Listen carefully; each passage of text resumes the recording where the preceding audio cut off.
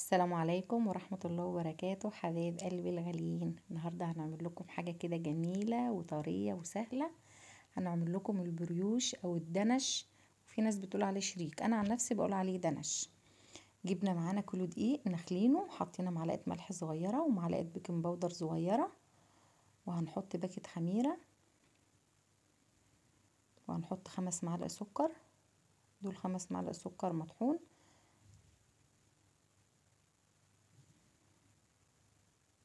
اي بسم الله ما شاء الله، المقادير سهلة وبسيطة وموجودة في كل بيت، وما شاء الله هيرمي معاكم كمية كتيرة. طبعا قلبنا بقى المواد الجافة مع بعضها، الدقيق مع السكر مع الملح مع البيكنج باودر. هنجيب معانا بيضتين بدرجة حرارة المطبخ، وهنجيب معانا فانيليا. انا هحط فانيليا سايلة، ولو برضو فانيليا باكت مفيش مشكلة، عشان بس الزفارة والبيض. وبعد كده هبدأ عجن، اقلب البيض كده مع الدقيق،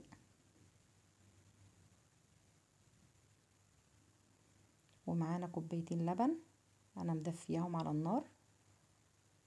مش هنزل باللبن مرة واحدة، هنزل بيه مرحلة مرحلة، عشان على حسب الدقيق. ممكن الدقيق يقبل الكوبايتين اللبن كلهم، وممكن يقبل كوباية ونص، كوبايتين الا ربع، فعشان ما يطلعش طري منك، فايه نحط واحدة واحدة. نشرب الدقيق بتاعنا في اللبن كده.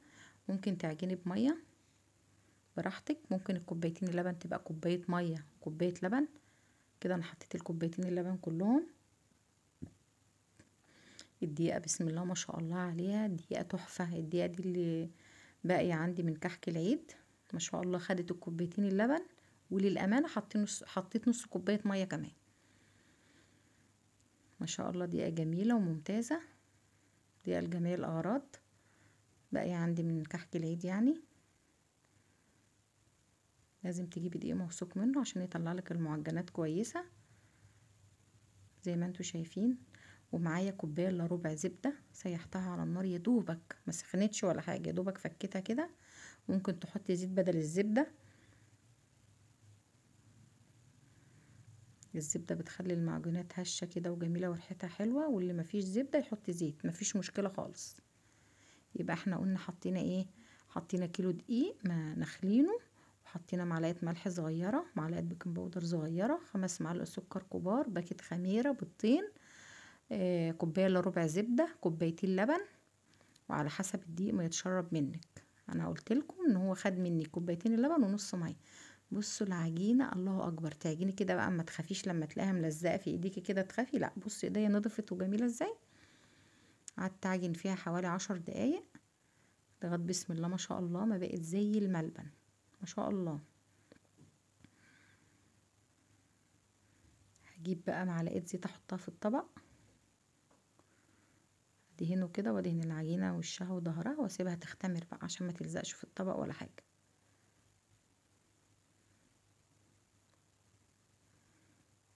دهناها زيت من كل ناحيه، وهنغطيها، وسيبتها تلت ساعة. ما شاء الله ما شاء الله اختمرت في تلت ساعة. غطيها كويس كده. وطبعا الزبدة كانت دافية واللبن كان دافي، عشان ايه؟ الخميرة تقوم بسرعة وتختمر على طول، عشان كده قعدت تلت ساعة واختمرت.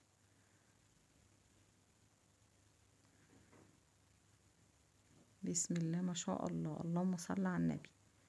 ريحتها تجنن، وجميلة وهشة وناعمة وطرية، ما شاء الله كل المواصفات في العجينة الجميلة دي. طبعا الرخامة بتاعتنا غسلينها ومنضفينها ومعقمينها ومسحينها بالخل وزي الفل، على اساس هنخبز نبطط عليها. اهي بسم الله ما شاء الله، عملتها كده زي ما انتوا شايفين.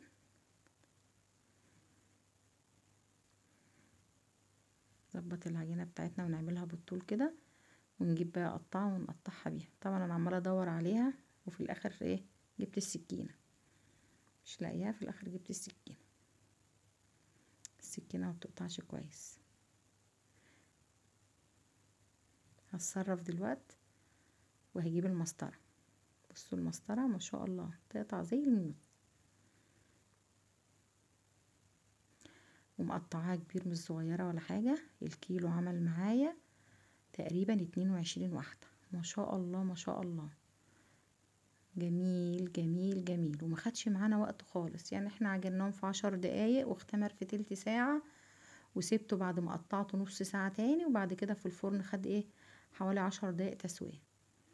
بصوا العجينة عجينة زي العسل، ملبن كده تحت ايديكي ما شاء الله. فقلنا اللي يعمل بدقيق موثوق منه كويس، الحاجة تطلع معاها هشة وجميلة وزي العسل. لفيناها قدامكم كده، وبعد كده هنتني حتة ونجيبها نعملها دايرة حواليها. كل حاجة قدامكم زي ما انتوا شايفين ما شاء الله.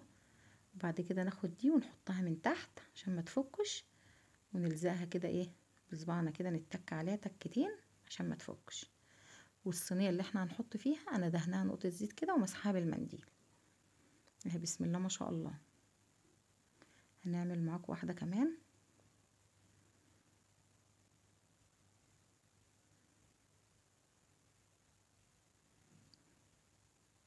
لقيت كله عمال ينزل البريوش الدنش.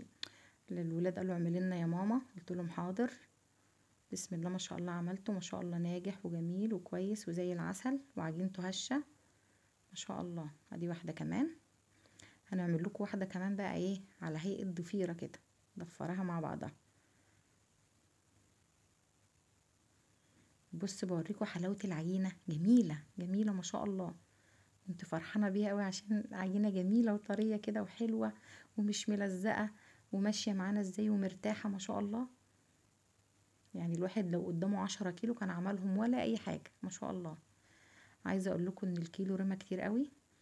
لفيتها زي ما شفتوا وجيت من النص وسويتها قبل بعضها، وهتني الطرف على الطرف التاني، ده طرف وده طرف عليه، نجيب ده كده ده كده.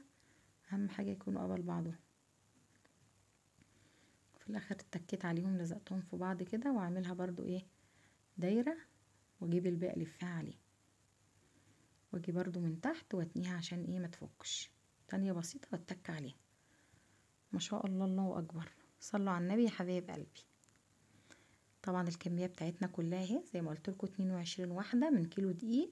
حاجات بسيطه جدا جدا وسهله وجميله ما شاء الله زي العسل ما شاء الله. هنجيب معانا بقى ايه كوبايه لبن وندهن وشهم بالفرشه. انا كده بوريكم الكميه اللي الكيلو دقيق عملها. طبعا بعد ما عمل بططت وظبطت وسبته نص ساعه في الصينيه لغايه ما اختمر، وشفتوا قدامكم كده. ولازم يبقى فيه مسافه بين الواحده والواحده عشان ما يلزقش في بعضه، لان لما بيخمر ما بتعرفيش تشيليه. شفتوا المسافات انا عاملاها ازاي.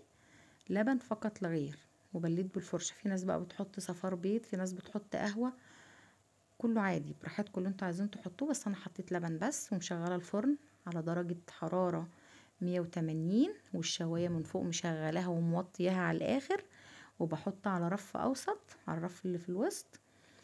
والفرن زي ما قلت لكم 180 والشوايه على الاخر. ما شاء الله ما بياخدش 10 دقايق ويطلع. الصينيه التانية انا دهنتها لبن بس، ولما تطلع اللي هي الاولى هدهنها مربى مشمش، دي هدهنها لبن وهرش عليها سكر عادي خشن حبيبات وادخلها الفرن. بصوا اللي انا عاملاها على هيئه ضفيره جميله ازاي ما شاء الله ما شاء الله. قوموا بقى جربوه واعملوه كلكم لاولادكم، هيعجبهم قوي.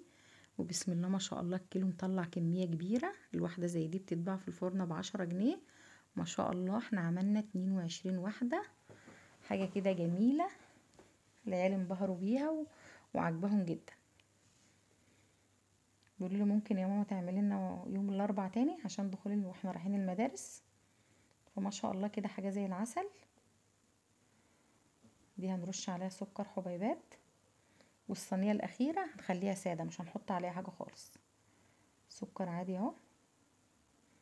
واي حاجه بقى انت عايزه تحطيها، ممكن نحط من نص كريز، ممكن ترش مكسرات، اي حاجه انت عايزه تحطيها تحطيها. الله اكبر. اهم حاجه العجينه والمقادير مظبوطه 100% ما شاء الله ما شاء الله.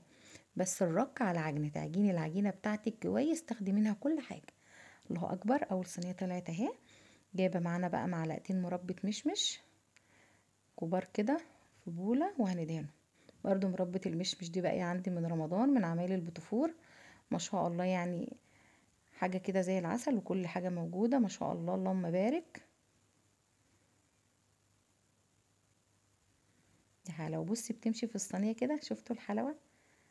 بصوا الله اكبر، التسويه بتاعتها جميله جميله وزي العسل. بصوا ما شاء الله ما شاء الله، وهي سخنه جدا لسه يعني ما بردتش، ما شاء الله زي ما انتوا شايفين،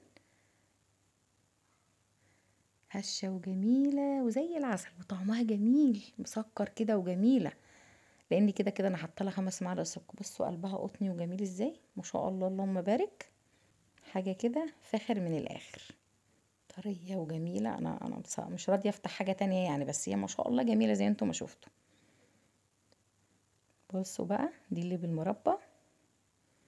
عايزاكم بقى لو الوصفه بتاعتنا عجبتكم اللايك والشير والاشتراك في القناه عشان يوصلكم كل جديد يا حبايب قلبي. دي اللي انا رش عليها سكر خشن عادي ما شاء الله، زي ما انتوا شايفين كل حاجه قدام عينيكم، اللي بمربى المشمش واللي بالسكر، وهنجيب الساده كمان نحطها ما شاء الله. كل الكميه اللي انتوا شايفينها دي من كيلو دقيق، وحاجات سهله وبسيطه وموجوده عندنا في كل بيت، بألف هنا وشفا يا حبايب قلبي وزة.